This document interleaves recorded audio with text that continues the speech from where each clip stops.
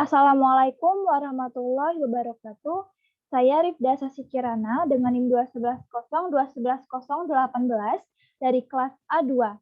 Di sini saya akan menjelaskan mengenai asistensi lab activity patologi anatomi FKUPN PJ pada blok FBS 2. Di sini saya mendapatkan kasus 7, di mana seorang laki-laki berusia 42 tahun datang ke poliklinik umum dengan keluhan luka bengkak, merah, dan bernanah pada telapak kaki bagian kanannya sudah sejak seminggu yang lalu. Luka dirasa semakin melebar. Dari riwayat keluarga ibunya menderita sakit gula.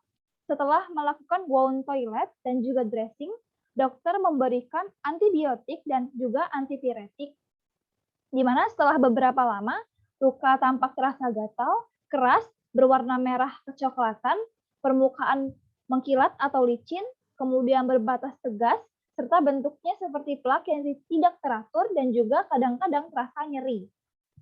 Di sini untuk instruksinya yaitu proses yang paling mungkin terjadi pada kasus, kemudian kelainan pada kasus, lalu diterangkan secara singkat mengenai kelainan pada kasus, dan gambaran mikroskopik serta makroskopik pada kasus. Selanjutnya, di sini yang pertama ada proses yang paling mungkin terjadi pada kasus. Di sini luka pada telapak kaki kanannya sudah radang, di mana bisa dilihat pada kasus yaitu lukanya dengan keluhan bengkak, merah, dan bernanah sudah sejak seminggu yang lalu. Di sini pasien suspek menderita diabetes mellitus, di mana di sini pasien dalam kasus ini, ibu pasien ini menderita atau memiliki riwayat penyakit diabetes mellitus. Sedangkan si pasien ini menderita luka yang sukar sembuh dan sudah seminggu tidak kunjung sembuh dan dirasa lukanya makin melebar. Nah, terdapat kemungkinan bahwa si pasien ini juga menderita penyakit diabetes mellitus sehingga luka pada telapak kaki bagian kanannya sukar sembuh padahal lukanya sudah sejak seminggu yang lalu. Di mana yang kemudian ada ulcus diabeticum. Di sini pada penderita diabetes mellitus sering terjadi hiperglikemia di mana kadar gula darah dalam pasien itu tinggi. Nah, kadar gula dalam darah tinggi inilah yang membuat vaskularisasi darah menjadi tidak lancar dan menyebabkan kelainan neuropati. Permukaan kulit yang sudah tidak intak akibat luka yang muncul pada kaki menjadi sukar sembuh karena menjadi tempat yang efektif bagi bakteri untuk berkembang biak karena dalam darah pasien terdapat gula yang merupakan sumber energi dan makanan bagi kuman. Nah, di sini pada penderita diabetes mellitus, daya tahan tubuhnya sangat menurun karena pembentukan zat anti ikutnya juga terhambat. Nah, karena itulah sering muncul adanya infeksi serta sulitnya penyembuhan infeksi.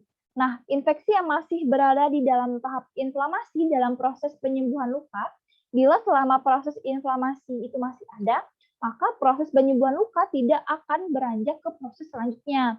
Inilah yang menyebabkan bahwa penyembuhan luka pada penderita diabetes mellitus itu lebih lama dibandingkan penyembuhan luka pada orang dengan kondisi normal. Di samping itu juga, letak luka pada pasien ini di permukaan bawah, di mana sering terjadi kontak dan mendapat tekanan dengan permukaan di bawahnya sehingga proses penyembuhan lukanya juga menjadi terganggu. Nah, selanjutnya di sini dokter melakukan wound toilet dan dressing, di mana wound toilet untuk membersihkan luka dan kulit di sekitar luka, dan dressing untuk menutupi dan melindungi luka di daerah infeksi serta bisa membantu dalam proses penyembuhan luka. Di mana di sini dokter juga memberikan antibiotik untuk mencegah infeksi bakteri dengan cara membunuh bakteri dan juga kuman.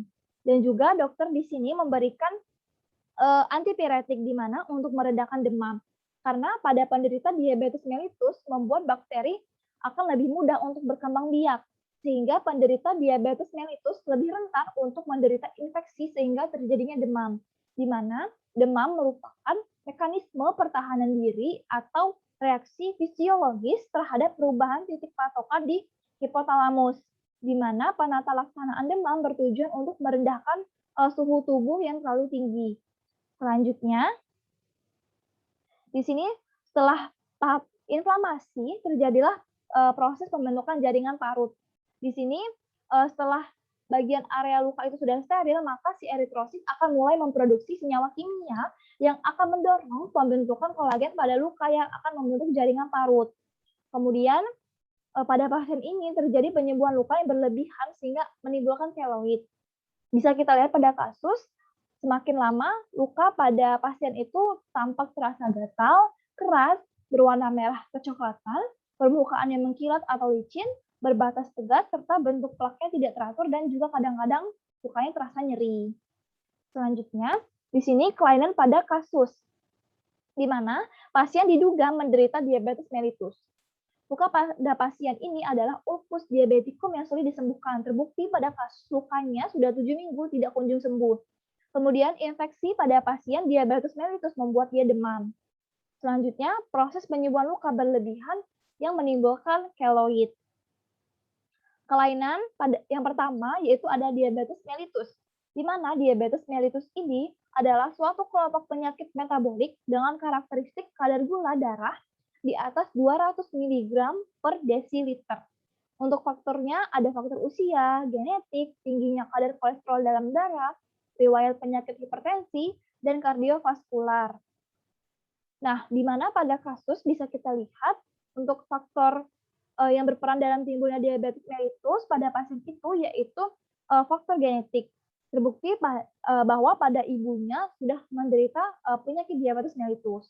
Nah, penyakit diabetes mellitus ini ditandai dengan hiperglikemia yang diakibatkan oleh kelainan sekresi insulin, kerja insulin, maupun bisa keduanya yang akan mengganggu fungsi sel beta pankreas, di mana kadar gula dalam darah dikendalikan oleh hormon insulin yang diproduksi oleh pankreas, yaitu organ yang terletak di belakang lambung. Di mana pada penderita diabetes mellitus, si pankreas ini tidak mampu memproduksi insulin sesuai dengan kebutuhan tubuh kita. Di mana tanpa insulin, sel-sel tubuh kita tidak bisa menyerap dan mengolah glukosa menjadi energi. Secara umum, diabetes mellitus ini dibedakan menjadi 2 jenis, yaitu ada diabetes mellitus tipe 1 dan juga diabetes mellitus tipe 2. Nah, di sini untuk diabetes mellitus tipe 1 terjadi karena sistem kekebalan tubuh penderita menyerang dan menghancurkan sel-sel pankreas yang memproduksi insulin. Inilah yang menyebabkan peningkatan kadar glukosa darah, sehingga terjadi kerusakan pada organ-organ tertentu. Nah, untuk diabetes mellitus tipe 2, yang merupakan jenis diabetes yang paling sering terjadi. Diabetes ini disebabkan karena sel-sel tubuh kita menjadi kurang sensitif terhadap insulin, sehingga insulin yang dihasilkan tidak dapat digunakan dengan baik, di mana terjadi resistensi sel tubuh terhadap insulin. Selanjutnya, di sini ada ulcus diabeticum. Ulcus diabeticum adalah keadaan ditemukannya infeksi, tukak, dan destruksi ke jaringan kulit yang paling dalam di kaki pada penderita diabetes mellitus akibat abnormalitas atau kerusakan saraf dan gangguan pembuluh darah arteri perifer. Di mana penyebab ulcus diabeticum adalah sirkulasi darah yang buruk sehingga aliran darah tidak mengalir ke kaki dengan baik. Selain itu, kadar glukosa yang tinggi juga bisa memicu kerusakan saraf pada kaki sehingga menyebabkan kaki mati rasa.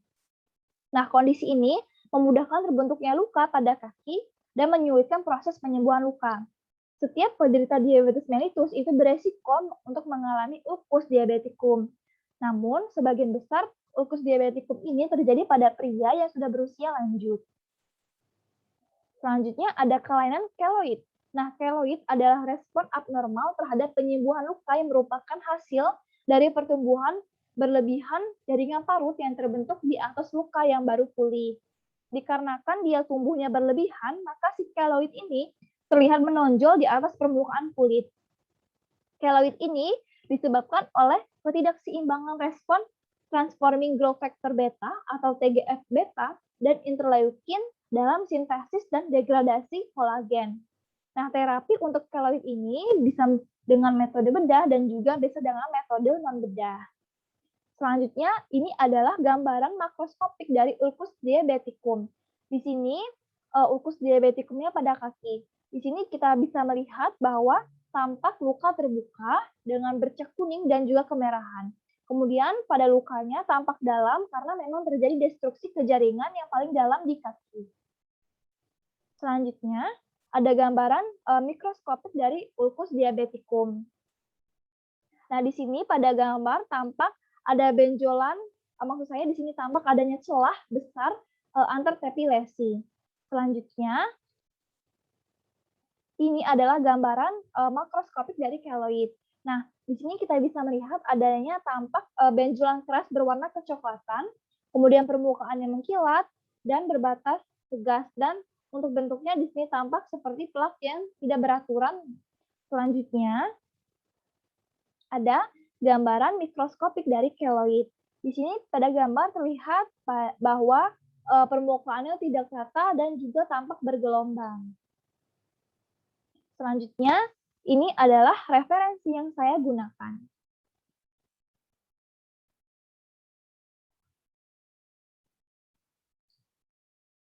Baik, sekian penjelasan materi dari saya. Terima kasih atas perhatiannya. Wassalamualaikum warahmatullahi wabarakatuh.